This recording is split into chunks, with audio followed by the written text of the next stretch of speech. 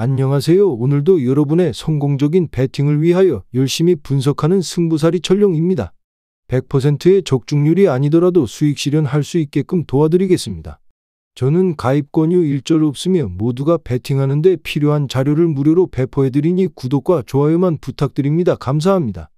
첫 번째 경기는 대한항공 대 OK금융그룹입니다. 먼저 대한항공은 74일 만에 선두에 오른 지 하루 만에 2위로 내려왔습니다. 대한항공은 지난 11일 오후 2시 수원실내체육관에서 열린 한국전력과의 원정 경기에서 세트스코어 3대 0으로 승리했습니다. 3연승 달성에 성공한 대한항공은 선두 자리를 꿰찼으나 우리카드가 12일 경기에서 승리하면서 순위가 한 계단 하락한 2위에 올라가 있습니다. 이날 공격도 토종 거포 임동혁이 이끌었습니다. 임동혁은 이날 22득점, 공격 성공률 64.52%를 달성하며 폭발적인 공격력을 자랑했습니다. 정지석은 8득점, 공격 성공률 33.33%에 그칠 정도로 다소 부진한 모습이었습니다. 김민재는 블로킹 2득점을 포함해 총 8득점을 보탰습니다. 한편 대한항공은 12일 기존 외국인 선수 링컨 윌리엄스와 결별하고 일시 대체 외인 무라드 칸과 시즌 종료 시까지 함께한다고 밝혔습니다. 과연 대한항공이 무라드 칸과 함께 통합 4연패 달성에 성공할 수 있을지 귀추가 주목됩니다. 다음 OK금융그룹은 선두 우리카드에 패하며 연승 달성에 실패했습니다. OK금융그룹은 지난 9일 오후 2시 안산상 녹수체육관에서 열린 우리카드와의 홈 경기에서 세트스코어 2대 3으로 패했습니다. 이로써 15승 12패 승점 44점을 기록 중인 OK금융그룹은 4위 삼성화재의 승점 2점 차로 앞서 3위 자리를 유지하고 있습니다. OK금융그룹은 1세트와 3세트 우리카드는 2세트와 4세트를 가져가면서 양팀의 승패는 5세트가 되어서야 갈렸습니다. 승패가 걸린 만큼 마지막 5세트는 팽팽한 흐름으로 이어졌습니다. OK금융그룹은 끈질기게 따라붙으며 5번의 듀스를 만들어냈지만 김지한의 퀵오픈 득점, 박진우의 블로킹 득점을 내주며 아쉽게 패배했습니다. 우리카드의 삼각편대가 고르게 활약하면서 OK금융그룹의 몰빵 전략이 통하지 않았습니다. 레오는 46.21%의 높은 공격 점유율을 가져가며 33득점을 뽑아내 제 역할을 다 해냈습니다. 하지만 신우진이 13득점, 공격 성공률 40%에 그치는 등 부진했습니다. 결론부터 말하자면 대한항공이 승리를 예상합니다. 이번 시즌 양팀의 상대 전적은 3승 1패로 대한항공이 우세한 상황입니다. 또한 상대 전적 공격 성공률과 서브, 블로킹 부문에서도 대한항공이 크게 앞서고 있습니다. 5라운드 양팀의 공격 성공률은 대한항공이 OK금융그룹에 밀리고 있습니다. 하지만 5라운드 들어 대한항공의 블로킹 위력이 되살아난 부분을 고려하면 대한항공이 높이 우위를 앞세워 OK금융그룹의 승리를 가져올 것으로 전망됩니다. 대한항공의 승리를 추천드립니다. 두 번째 경기는 한국도로공사 대 GS칼텍스입니다. 먼저 한국도로공사는 11일 5라운드 정관장 경기에서 세트스코어 1대 3으로 패했습니다. 1세트와 2세트를 내주고 3세트를 가져오는 저력을 보여줬지만 흐름을 이어가지 못했습니다. 2연패의 수렁에 빠진 한국도로공사는 9승 19패로 6위에 머물렀습니다. 주포 부키리치가 48.33%의 공격 성공률을 기록하며 양팀 최다인 32점을 터뜨렸고 타나차와 배은하가 각 15점, 14점을 올렸지만 팀의 패배를 막지는 못했습니다. 도로공사는 이날 정관장의 블로킹에서 13대 6으로 앞섰지만 공격 성공률의 화력에 밀리며 승리를 내줬습니다. 다음 GS칼텍스는 지난 9일 현대건설과의 5라운드 경기에서 세트스코어 1대 3으로 패했습니다. GS칼텍스는 이날 승점 추가에 실패하며 16승 11패 승점 45점으로 3위를 유지했지만 4위 정관장과의 격차가 한 점으로 줄었습니다. 3위와 4위의 승점 3점 차 이내일 경우 준 플레이오프가 치러져 GS칼텍스의 본배구에도 먹구름이 끼었습니다. GS칼텍스는 이날 공수가 모두 흔들리며 불안한 경기력을 보였습니다. 주포 실바는 2세트 공격 성공률이 22.73%에 불과할 만큼 크게 흔들렸습니다. 팀 공격 성공률에서 크게 밀린 GS칼텍스는 리시브 효율, 블로킹, 서브 득점, 범실 관리까지 크게 차이가 났습니다. 결론부터 말하자면 GS칼텍스의 승리를 예상합니다. 최근 도로공사는 여러 가지 문제에 직면해 돌파구를 찾지 못하고 있는 실정입니다. 올 시즌 여러 포메이션을 활용하면서 최고의 라인업을 구축하려고 했으나 아직 실마리를 찾지 못했습니다. 타나차가 아웃사이드 히터와 아포짓 포지션을 시도했고 문정원과 전세현, 이예림이 고군분투하고 있지만 경기력 편차가 심합니다. GS칼텍스는 직전 현대건설전에서 패배했지만 주포 실바의 공격력은 현 시점 공격 성공률 45.72%로 건재한 상태입니다. 실바와 쌍포를 이루고 있는 강소희도 시즌 공격 성공률 43.15%를 기록하고 있습니다. 또한 20점 이후 범실에서 도로공사의 128개에 비해 117개로 집중력에서 우세를 보입니다. 따라서 실바, 강소희의 공격력과 범실 관리에서 우세한 GS칼텍스가 도로공사를 꺾고 승리할 가능성이 높다고 보여집니다. GS칼텍스의 승리를 추천드립니다. 세 번째 경기는 수원 KT 대 울산 모비스입니다. 먼저 KT는 안양 정관장을 잡고 파죽의 5연승을 달렸습니다.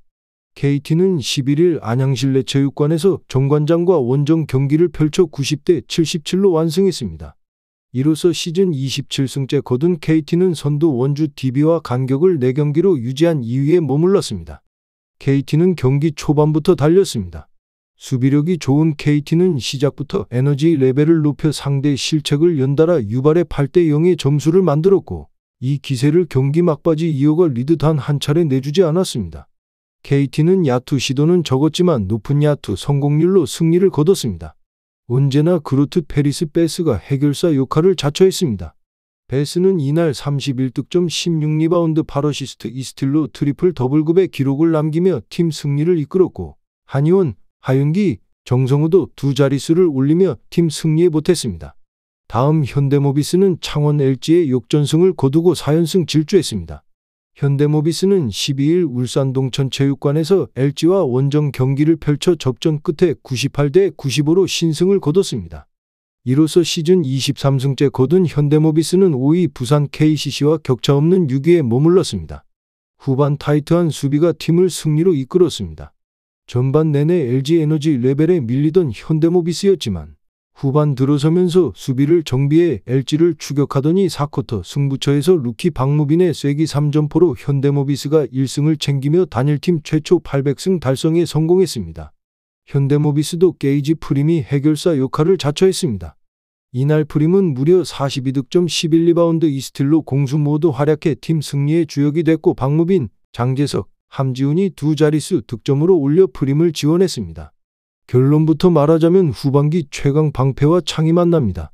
후반기 10경기 실점 77.2실점으로 막은 KT는 KBL 10개 팀 중 가장 실점이 낮습니다. 안정적인 수비를 기반으로 8승을 기록하며 2위까지 올라 현재 선두 DB를 위협하는 팀이 됐지만 KT는 공격 상황에서 패스에 대한 의존도가 높습니다. 반면 현대모비스는 후반기 11경기에서 평균 94.8득점이라는 KBL 내 가장 높은 득점력으로 9승을 기록하며 막강 공격력을 보여주고 있습니다. KT와 마찬가지로 프림의 득점이 높은 편이지만 매 경기 국내 선수들의 활약도 역시 높아 상위권 팀을 위협하는 팀이 됐습니다. 따라서 KT와 비교해 외국인 선수와 국내 선수 득점력의 조화를 이루고 있는 현대모비스가 상대 전적에서 연승 중인 KT 상대로 승리를 거두며 KT전 3연승과 시즌 5연승을 거둘 것으로 전망됩니다. 울산 모비스의 승리를 추천드립니다. 마지막 경기는 고양선호 대 부산 KCC입니다. 먼저 선호는 11일 원주에서 열린 DB와의 경기에서 74대 89로 패했습니다. 6연패에 빠진 선호는 13승 28패로 9위에 머물렀습니다. 8위 정관장과의 격차는 0.5경기입니다. 이정현은 3점슛 3개를 포함해 20득점 5리바운드로 선호의 공격을 책임졌습니다. 5리바운드는 모두 수비 리바운드로 공격은 물론 수비 시에도 활약이 빛났습니다. 진한우 오누아쿠가 15득점 9리바운드로 뒤를 이었고 한호빈도 12득점 3리바운드로 분전했습니다. 김지우가 3점슛 3개로 10득점을 올리기도 했지만 선호는 단 한 쿼터에서도 DB를 상대로 우위를 점하지 못했습니다. 2쿼터 한때 이정현의 외곽을 앞세워 한 점 차까지 따라잡았지만 강상재에게 3점포를 허용하면서 다시 격차가 벌어졌습니다. 선호는 후반에도 자신들의 장기인 외곽슛으로 DB를 상대했지만 슛이 번번이 림을 벗어나면서 그대로 패배했습니다. 다음 KCC는 12일 부산에서 열린 한국가스공사와의 경기에서 81대 72로 승리했습니다. 두 경기 만에 승리를 거둔 KCC는 22승 17패로 4위 LG를 1.5경기 차로 따라잡았습니다. 이날 허웅은 3점슛 4개를 포함해 23득점을 기록하며 절정의 슛 감각을 보여줬습니다. 알리제 존슨도 23득점 21리바운드로 공수 전반에 걸쳐 팀 승리를 도왔고 송교창도 11득점을 기록했습니다. KCC는 경기 시작 후 연속 8실점을 허용하면서 끌려갔지만 라거나와 호응의 활약으로 6점 차까지 따라잡았습니다. 이 쿼터에는 알리제 존슨이 11득점 9리바운드로 활약하면서 역전에 성공했습니다. 58대 61로 밀린 채 시작한 4쿼터에서 호응의 외곽과 존슨의 골밑 장악으로 한국가스공사를 압도하면서 역전승을 기록했습니다. 결론부터 말하자면 손호는 국내 선수 중 득점 순위 1위인 이정현을 보유하고 있지만 오누아쿠가 골밑에서 좋은 활약을 보여주지 못하고 있습니다. KCC는 라거나와 알리제 존슨이라는 두 명의 센터가 있어 이번 경기에서 우위를 보일 것으로 예측됩니다. KCC는 최준영이 부상으로 아웃되면서 속공에서는 약한 모습을 보이고 있습니다. 다만 호응의 슛 감각이 살아나면서 최근 3경기에서 평균 22득점을 기록했습니다. 호응과 이정현의 외곽 대결도 이번 경기의 키포인트가 될 것으로 보입니다. KCC는 손호와의 맞대결에서 3연승을 기록하고 있습니다. 이번 경기는 앤드류 니콜슨이 빠진 손호를 상대로 KCC가 승리할 가능성이 높아 보입니다. 부산 KCC의 승리를 추천드립니다. 전체적으로 추천은 드리지만 조합픽을 원하신다면 구독과 좋아요 눌러주시면 감사합니다. 배팅하시는데 도움이 되셨다면 구독과 좋아요 부탁드립니다. 영상 시청해주셔서 감사합니다.